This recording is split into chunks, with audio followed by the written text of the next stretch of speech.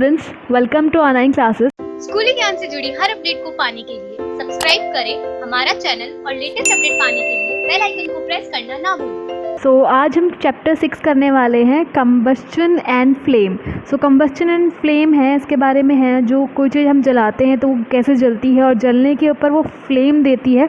इस चैप्टर में हम उसी के बारे में पढ़ेंगे कि कोई भी चीज़ को जलने के लिए क्या ज़रूरी होता है, फ्लेम है वो कैसे निकलती है, सब बारे में हम डिस्कस करेंगे। तो let's start.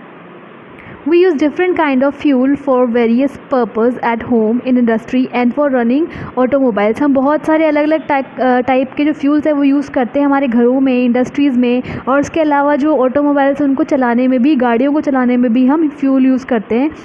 Can you name a few fuels use in your homes? क्या आप बता सकते हो कुछ ऐसे फ्यूल्स का नाम जो आपके घरों में यूज़ होता है? फॉर एग्जांपल वुड हो गया हमारे घरों में यूज़ होने वाला। उसके अलावा जो है हम गैस यूज़ करते हैं, सीएनजी गैस यूज़ करते हैं हमारे घरों के अंदर। Name a few fuels used in trade and industries. कुछ इंडस्ट्रीज़ और जो ट्रेड के अंदर जो फ्यूल यूज़ किए जाते हैं, फॉर एग्जांपल कोल जो है, हम लास्ट चैप्टर में पढ़ा था कि कोल है वो इंडस्ट्रीज़ में यूज़ किया जाता है। उसके अलावा पेट्रोलियम यूज़ किया जाता है। What fuels are used for running automobiles? Automobiles को चलाने के लिए कौन सा फ्यूल यूज़ किया जाता है? Obviously petrol and diesel use किया जाता है। उसके अलावा जो है सीएनजी जो थी वो भी यूज़ की जाती है। Your list will contain fuels like cow dung, wood, coal, charcoal, petrol, diesel, compress natural gas etcetera. तो यही आंसर हमने लिए थे अभी। काउडंग मतलब जो गोबर के जो सूखे हुए जो जिनको हम कंडे बोलते हैं वो होता है काउडंग। वुड होता है, कोल होता है, चारकोल, पेट्रोल, डीजल और सीएनजी, सब के सब हम यूज़ करते हैं। We are familiar with the burning of a candle. हम कैंडल की जो है जलती है कैंडल्स के बारे में हम अच्छे से जानते हैं। कैंडल जलती है तो उसके अंदर से फ्लेम निकलती है। What is the difference between a burning of a candle and burning of a fuel like coal? तो डिफरेंस क्या है? अगर कैंडल जलती है उसमें और एक कोल जलता है, कोयला जलता है उसके अंदर। May be you were able to guess right, शायद आप सही गेस कर रहे हो। Candles burn with the flame whereas coal does not. Candle है वो फ्लेम के साथ जलती है, जबकि कोल है वो फ्लेम नहीं देता, ओनली हीट और स्मोक देता है। Similarly you will see many other materials burning without flame. तो सिर्फ कोल नहीं, बहुत सारे ऐसे मटेरियल जो बिना फ्लेम के जलते हैं, बिना जो है फ्लेम दिए जलते हैं। Let us study the chemical process of burning and the type of flame produce during this process. अब जो है इसके अंदर कौन सी केमिकल प्रोसेस होती है जब कोई भी फ्लेम प्रोड्यूस होती है उसके अंदर, और वो कैसे प्रोड्यूस होती है, ये सब हम देखेंगे। नाउ सबसे पहले हम देखेंगे व्हाट इज़ कंबस्चन। कंबस्चन होता क्या है? कंबस्चन का हिंदी मीनिंग होता है दहन या फिर जलाना। Recall the activity of burning of magnesium ribbon perform in class 7। Class 7 में हमने मैग्नीशियम रिबन जलाने की एक्टिविटी परफॉर्म की थी। We learn that magnesium burns to form magnesium oxide and produce heat and light. अब मैग्नीशियम जब जलता है तो मैग्नीशियम ऑक्साइड बनाता है और उसकी वजह से हीट और लाइट है वो प्रोड्यूस होती हैं। We can perform a similar activity with the piece of charcoal. एक चारकोल के टुकड़े के साथ भी हम वापस से एक्टिविटी परफॉर्म कर सकते हैं, मतलब उसको जला के देख सकते हैं।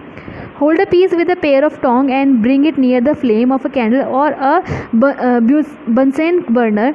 What do you observe? अब हमने एक कोयले के टुकड़े को चिमटे से, टोंग से पकड़ा है, उसको कैंडल या फिर बर्नर के ऊपर ले जाया है, तो वो जो है उसकी फ्लेम के ऊपर लेके जाएंगे तो देखेंगे वो थोड़ा सा जलने लगेगा। We find that charcoal burns in air. हवा के अंदर जो चारकोल है वो जलने लगता है। We know that coal too burns in air producing carbon dioxide, heat and light. हमको पता है कोल है वो भी हवा के अंदर जलता है और कार्बन डाइऑक्साइड, हीट और लाइट वो प्रोड्यूस करता है, जनरेट करता है। बर्निंग ऑफ मैग्नीशियम, यहाँ पे हमको एक्टिविटी जो थी दिखाई हुई है उसकी picture. A chemical process in which a substance react with oxygen to give off heat is called combustion। So वो chemical process जिसके अंदर जो है reactants हैं वो ऑक्सीजन के साथ रिएक्ट करके हमको हीट देता है, तो उस प्रोसेस को हम बोलेंगे combustion। मतलब combustion एक केमिकल प्रोसेस है जिसमें सब्सटेंस है वो जलते हैं, ऑक्सीजन के साथ रिएक्ट करते हैं, मतलब ऑक्सीजन के साथ जलते हैं और हमको हीट जो है हीट प्रोड्यूस करते हैं, हमको हीट देते हैं, तो वो प्रोसेस हो गई combustion. The substance that undergoes combustion is said to be combustible. और जो चीज़ें कंबस्चन परफॉर्म करती है, कंबस्चन शो करती है, उन चीज़ों को हम कंबस्टिबल थिंग्स बोल सकते हैं। It is also called a fuel. इनको फ्यूल भी बोला जा सकता है। द फ्यूल में बी सॉलिड, लिक्विड और गैस। अब कोई जो फ्यूल है वो सॉलिड हो सकता है, लिक्विड हो सकता है और गैस हो सकता है। Sometimes light is also given off during combustion either as a flame or as a glow. और कई बार है कम्बस्चन के वक्त जो सिर्फ हीट प्रोड्यूस नहीं होती, कई बार लाइट भी प्रोड्यूस होती है, रोशनी भी हमको मिलती है, और ये तो फ्लेम के फॉर्म में भी हो सकता है और एक सिंपल ग्लो के फॉर्म में भी हो सकता है। In a reaction mention above, magnesium and charcoal are combustible substance. अब जो ऊपर जो मैग्नीशियम वाली और चारकोल वाली एक्टिविटी थी उसके अंदर हम पता लगा सकते हैं कि चारकोल और मैग्नीशियम दोनों क्या है, कम्बस्टिबल सब्सटेंस है, मतलब जलने वाले सब्सटेंस हैं।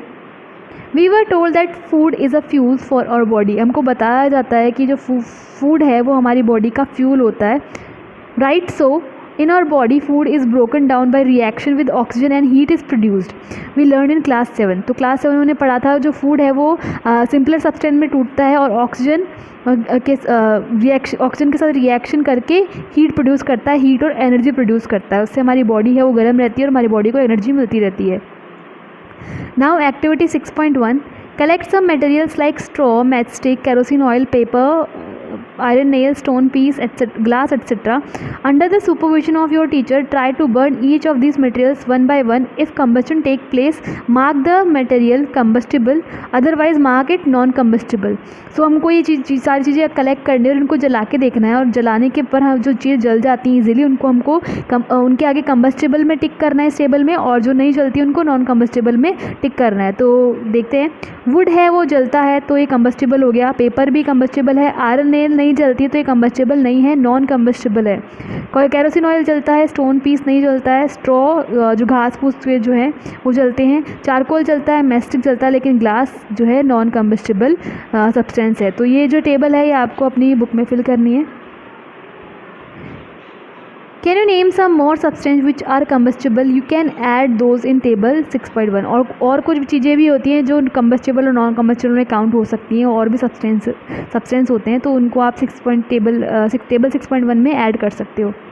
Late us investigate condition under which combustion take place. तो हमको ये कंडीशन देखनी है कि कम्बस्चन कौन सी कंडीशन में होता है, परफॉर्म कर सकते हैं। Activity 6.2, be careful while handling burning candle. अब हमको कैंडल यूज़ करनी है तो उसके कैंडल जब हम यूज़ कर रहे हैं तो उसके टाइम हमको थोड़ा सा केयरफुल रहना है। Fix a lighted candle on a table. हमको एक जलती हुई कैंडल टेबल पे फिक्स करनी है। Put a glass chimney over the candle and raise it on a few wooden blocks in such a way that air can enter the chimney. उसके बाद हमको एक ग्लास की जो चिमनी है, ग्लास का एक टम्बलर है वो उसके ऊपर रखना है, ऐसे कि जो है उसके अंदर थोड़ा सा वुडन ब्लॉक से थोड़ा ऊंचा रखना ताकि उसके अंदर से हवा पास कर सके, बिल्कुल ऐसे इस सिस्टम के थ्रू। Observe what happens to the flame. अब हमको देखना है कि फ्लेम के साथ क्या होता है। Now remove the blocks and let the chimney rest on the table. अब जो है ब्लॉक्स हटा देने और उसको चिमनी को टेबल के ऊपर एकदम सटा के रखना है। अगेन ऑब्जर्व द फ्लेम, उसके बाद फ्लेम को ऑब्जर्व करना है। Finally put a glass plate over the chimney, और उसके बाद चिमनी के ऊपर हमको ग्लास प्लेट रख देनी है। वॉच द फ्लेम अगेन, और फ्लेम को देखना है। What happens in the 3 case, उन 3 केसेस में क्या होता है। Does the flame flicker off, क्या फ्लेम बुझ गई है। Does it flicker and gave smoke, क्या ये बुझ के धुआं दे रही है। डज इट बर्न अनइफेक्टेड, या फिर बिना किसी इफेक्ट के वो जलती जा रही है। Can you infer anything at all about the role played by the air in process of burning. So आप बता सकते हो कि इनके अंदर जो है ये सारी जो एक्टिविटी उसमें एयर का क्या रोल हुआ है, बर्निंग के अंदर, बर्निंग के प्रोसेस के अंदर एयर का क्या रोल है। सो यहाँ फर्स्ट है, जब यहाँ पे जब एयर पास थ्रू हो रही तो ईजिली ये कैंडल जल पा रही थी। जब इसको चिमनी को हमने इसमें रख दिया बिना ब्लॉक्स के, अब इसमें एयर है पूरी तरह से जो है पास नहीं हो पाई, तो इसका जो है इसकी जो फ्लेम है वो फ्लिक करेगी, मतलब थोड़ी सी फ्लिक कर जाएगी, कभी सी बुझती हुई सी लगेगी थोड़ी बहुत। अब जब इसको एकदम पैक कर दिया, इसमें बिल्कुल भी एयर पास नहीं हो तो ये थोड़ा सा देर जलेगी, उसके बाद बुझ जाएगी। सो ये है, इससे प्रोसेस से हमको चला कि जब एयर पास हो रही है अच्छे तरीके से तो जो कैंडल है बिना किसी इफ़ेक्ट के जलती है। जब उसमें से बहुत कम एयर पास होती है तो जो फ्लेम है वो जो है डगमगाने लगती है, फिकल होने लगती है, और जब उसमें एयर बिल्कुल नहीं होती तो जो है फ्लेम है वो एकदम बुझ जाती है। We find that the combustion air is necessary. अब हमको इससे पता चला एक्टिविटी से कि एयर है वो कम्बस्शन के लिए ज़रूरी है, हवा के बिना जो है कोई भी चीज़ जलेगी नहीं। The candle burns freely in case A when air can enter the chimney from below. अब पहला केस जो था, फर्स्ट केस था, उसमें कैंडल ईजिली जल पा रही थी क्योंकि उसमें से चिमनी में से जो एयर थी वो नीचे से ब्लो कर पा रही थी। In case B when air does not enter the chimney from below the flame flickers and produce smoke. और जब उसमें से जो है सेकंड केस में जब एयर उसके अंदर से नहीं जा पा रहे थे तो फ्लेम है फ्लिकर होने लगी और उसके अलावा उसने स्मोक भी देना शुरू कर दिया, धुआं भी उसमें से निकलना शुरू हो गया। In case see the flame finally goes off because of the air is not available. और फ्लेम सी जो थी उसके अंदर जो केस सी था उसके अंदर फ्लेम बुझ गई क्योंकि उसमें एयर थी बिल्कुल भी पास नहीं हो पा रही थी। We have read that the sun produces its own heat and light. Is it also some kind of combustion? अब हमको पता है सन है वो हीट और लाइट प्रोड्यूस करता है, तो उसमें भी कोई combustion होता है। In the sun heat and light are produce by nuclear reaction. Sun के अंदर जो हीट और लाइट प्रोड्यूस होती हैं वो न्यूक्लियर रिएक्शन की वजह से होती हैं। You will learn this process in higher class, और ये जो है हायर क्लास में आपके प्रोसेस आएगी। सो नेक्स्ट है हमारे पास activity 6.3। Place a piece of burning wood or charcoal on an iron plate or tawa. Cover it with a glass jar or a tumbler or a transparent plastic jar. अब हमने एक burning would लिया है, charcoal लिया है, burning would ले लिया या फिर चारकोल ले लिया, उसको आयरन की एक प्लेट पे तवे पे रखा और उसको एक ग्लास के जार से या जो ट्रांसपेरेंट प्लास्टिक जार उसको हमको कवर कर दिया है। प्लास्टिक जार ऐसा होना चाहिए जो बर्न ना करे इजीली। Observe what happens. अब हमको ऑब्जर्व करना है कि क्या होता है। Does charcoal stop burning after sometimes. क्या चारकोल थोड़ी देर बाद जलना बंद कर देता है। Can you think of the reason why it stop burning. क्या आप इसका रीज़न जान सकते हो, सोच सकते हो कि ऐसा क्यों हुआ, चारकोल जलना बंद क्यों हो गया। ऑब्वियसली हमने जो ऊपर एक्टिविटी की उससे हमको पता है कि जो बर्निंग है कम्बस्शन है उसके लिए एयर नीडेड है, लेकिन अगर आप उसको एयर टम्बलर डाल दोगे, गिलास उसको कवर कर दोगे गिलास से, तो उसके पास एयर नहीं पहुँचेगी और एक टाइम के बाद वो चारकोल है वो बुझ जाएगा। You might have heard that when the clothes of a person catch fire, the person is covered with a blanket to extinguish fire. Can you guess why? अब आपने कभी देखा होगा या सुना होगा जब किसी के कपड़े जलने लगते हैं या कोई इंसान जब फायर पकड़ लेता है तो आग लग जाती है तो उसको ब्लैंकेट से कवर कर दिया जाता है आग बुझाने के लिए। आपने कभी सोचा ऐसा क्यों होता है? Now recall some of your experiences.